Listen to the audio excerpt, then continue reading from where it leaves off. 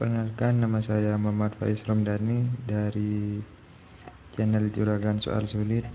Di sini saya akan menjelaskan tentang pabrikan asal Ceko, yaitu Škoda. Sejarah tentang Škoda. Škoda Works awalnya didirikan sebagai produsen senjata api pada tahun 1859. Škoda Auto adalah satu dari 5 produsen mobil tertua di dunia.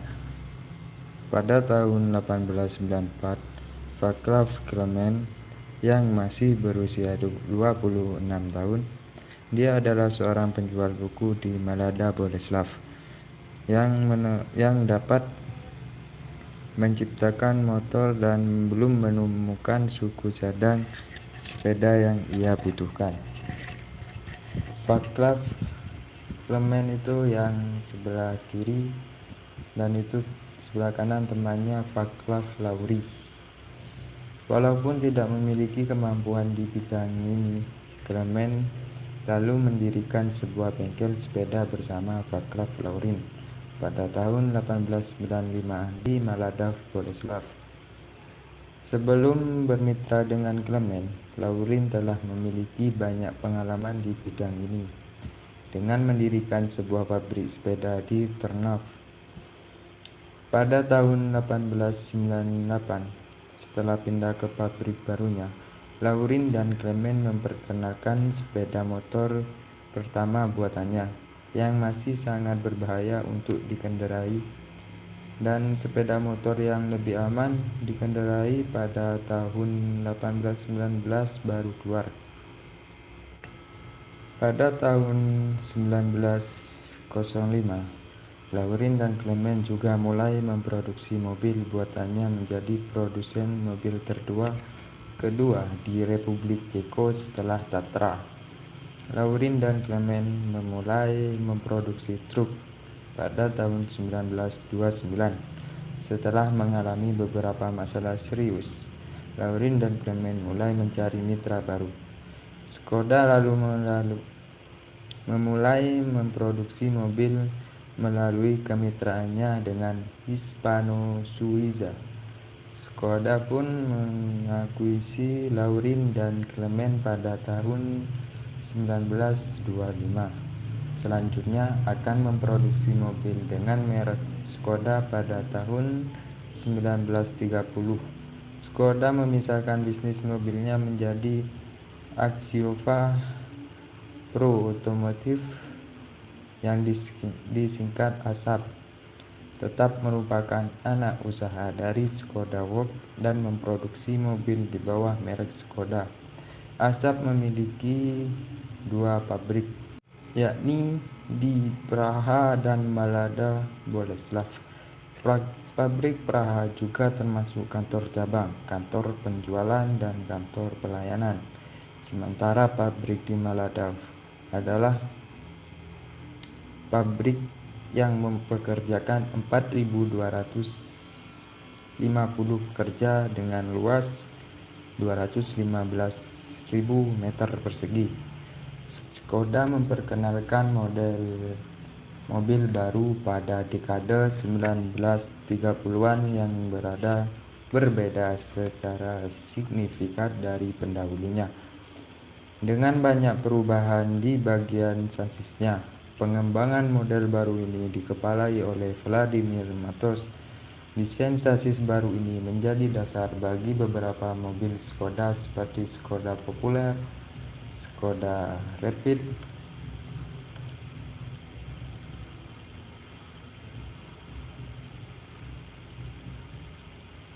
Škoda Rapid, Škoda Favorit, dan Škoda Superb. Model baru ini pun berhasil mendorong pangsa pasar Škoda di Cekoslovakia dan akhirnya menjadi Škoda yang teratas dengan pangsa pasar 39% pada tahun 1938, setelah sebelumnya berada di posisi ketiga dengan pangsa sebesar 14% di belakang Praga dan Tatra. Produksi Škoda pun turun dari 7.000 52 unit pada tahun 1939 ke 683 unit pada tahun 1944, dan hanya 35 unit diantaranya yang merupakan mobil. 316 truk juga berhasil diproduksi pada Januari hingga Mei 1945.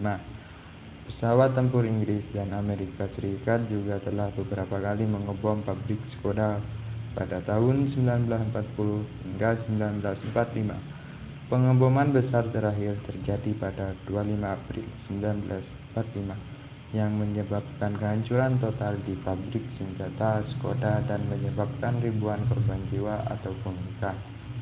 Pada tahun-tahun berikutnya, Volkswagen Group kembali meningkatkan sahamnya di Skoda dengan membeli 60% saham pada tanggal 19 Desember dan ditingkatkan lagi menjadi 70% pada tanggal 11 Desember 1995. Direktur Volkswagen AG Ferdinand Piëch lalu secara pribadi memilih Dirk van Brickle untuk menjadi kepala desain Skoda. Hasilnya, pada akhir tahun 1999, Skoda Fabia pun diluncurkan, dan desain pun menjadi dasar bagi produk Volkswagen Group yang lainnya seperti Volkswagen Polo dan Seat Ibiza. Sementara Skoda Octavia yang diluncurkan pada tahun 1996 menjadi dasar bagi Volkswagen Golf. Itu adalah sejarah singkat dari pabrikan Skoda. Teknologi terbaru Skoda. Yang pertama, plug-in hybrid pada mobil Skoda Octavia VRS iV 2021. Seperti pada gambar di belakang, penampakan dari Octavia VRS iV 2021. Mobil dengan teknologi plug-in hybrid lebih canggih dibanding hybrid. Dengan kata lain, plug-in hybrid adalah pengembangan dari hybrid. Tenaga dari motor listrik bisa disalurkan tanpa perlu menunggu energi yang dihasilkan dari putaran mesin, seperti pada mobil hybrid. Energi pada baterai yang memiliki kapasitas lebih besar itu bisa diperoleh dengan mengoneksikan ke sumber listrik untuk pengisian baterai. Ada dua macam teknologi plug-in hybrid yang digunakan, yaitu plug-in hybrid elektrik dan extended range elektrik. Pada PHEV mengenalkan motor elektrik dan mesin bahan bakar sesuai keinginan pengemudi, tapi motor elektrik berfungsi ketika mobil melaju dalam kecepatan rendah, sedangkan iREVs mengandalkan motor elektrik sebagai penggerak mobil, sementara motor bahan bakar akan aktif dan berfungsi ketika baterai perlu pengisian energi. Mesin yang digunakan pada mobil yang di belakang ini adalah 1400 cc dengan 4 silinder dilengkapi dengan turbocharger dan ditemani oleh sebuah motor listrik. Total tenaga yang disemburkan adalah 242 HP dan torsi 400 Nm. 200 HP itu horsepower atau tenaga putar, Nm itu Newton meter. Gearbox yang digunakan adalah otomatis, kopling ganda dan 6 percepatan. Sedangkan baterai yang digunakan adalah lithium ion berkapasitas 13 kW. Mobil ini diklaim mampu berjalan dengan mode listrik sejauh 60 km.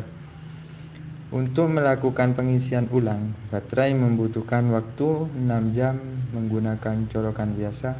Jika menggunakan wallbox, waktunya lebih cepat, yakni 3,5 jam.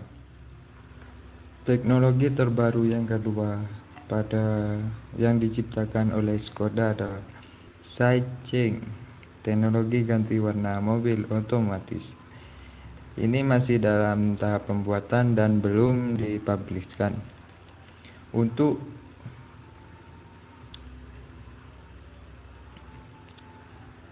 Ini masih dalam tahap pembuatan dan belum bisa diproduksi massal untuk pabrik.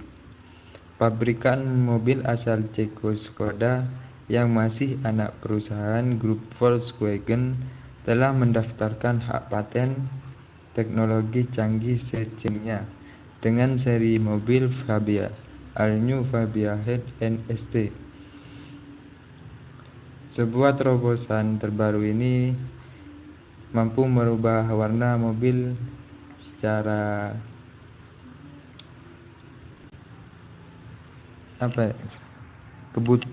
kebutuhan pemiliknya.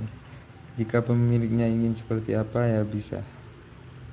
Ini kecanggihan cat mobil yang bisa berubah warna ini karena terbuat dari bahan lapisan mikroskopis neodymium hanya dengan dialiri listrik bermuatan rendah yang terhubung ke dalam panel dashboard. Dalam sekejap mobil pun berubah warna. Dan bagi calon konsumen yang tak mau membeli mobil baru Fabia, hanya ingin menggunakan teknologi SideChange-nya saja, boleh membeli dengan harga 500 pound sterling atau 9,7 juta rupiah. Teknologi terbaru yang ketiga dari pabrikan Skoda adalah mobil anti peluru dan ledakan bom. Skoda Superb yang memiliki teknologi bodi mobil mampu menahan peluru maupun ledakan dari bom. Peluru dari beberapa senjata ini mampu ditahan, yaitu pistol, AK-47 dan M16.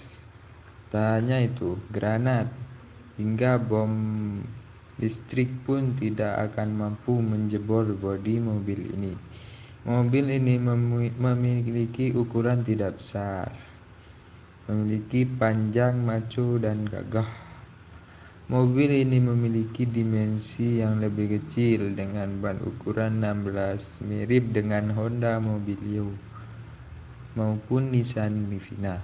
Namun, bodi yang kecil ini dibuat untuk mengelabui musuh terkait dengan kekuatan yang superior dari mobil ini.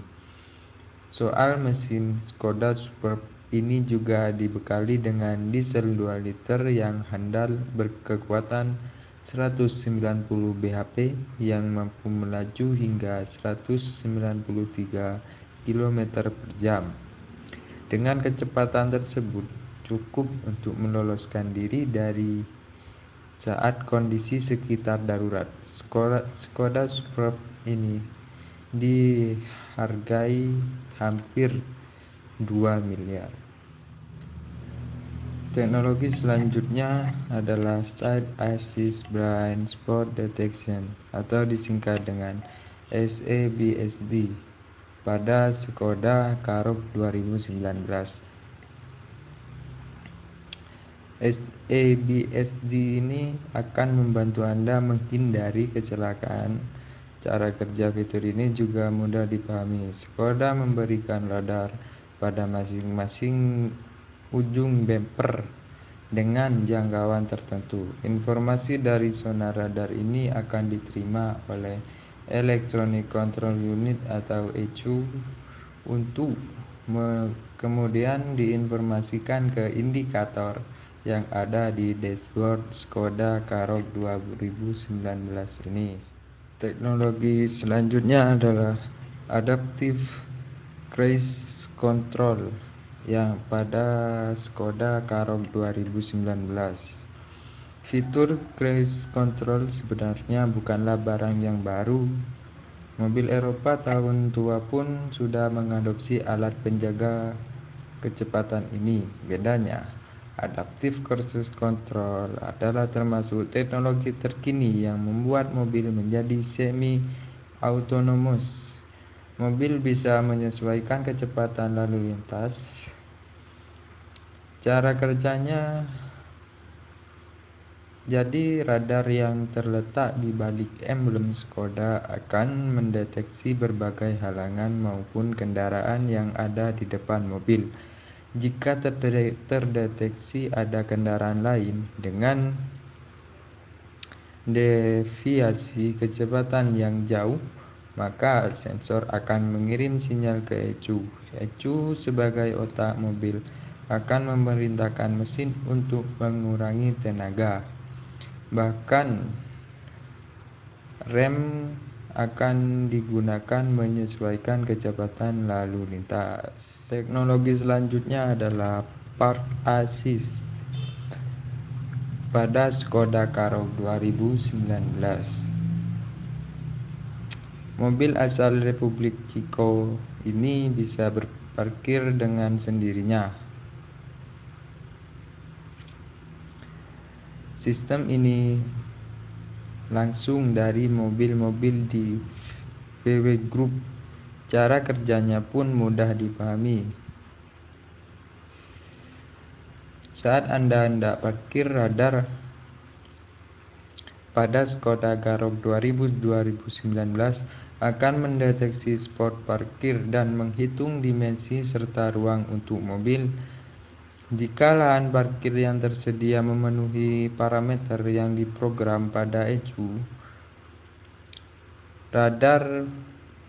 maka fitur Park Assist akan bekerja dan membantu Anda ketika parkir.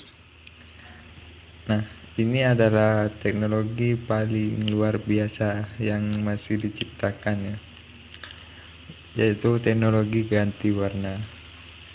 Nah, jika benar-benar dipublishkan, maka ini bisa menjadi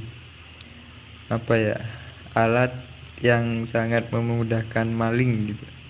Ketika mobil kita dicuri dan malingnya tahu kalau mobil itu bisa ganti warna, meskipun mobil itu lewat di depan kita dan kita tidak akan menyadari karena warnanya sudah diganti oleh malingnya. Ini teknologi yang luar biasa. Dan luar biasa juga ketika kita berangkat kerja gitu dari rumah dan tetangga kita melihat mobil kita berwarna putih, pulangnya warna hitam. Besoknya lagi warna kuning, pulangnya warna merah. Kan aneh gitu. Dikira kita punya 1000 mobil. Mungkin sekian dari video ini, semoga bermanfaat.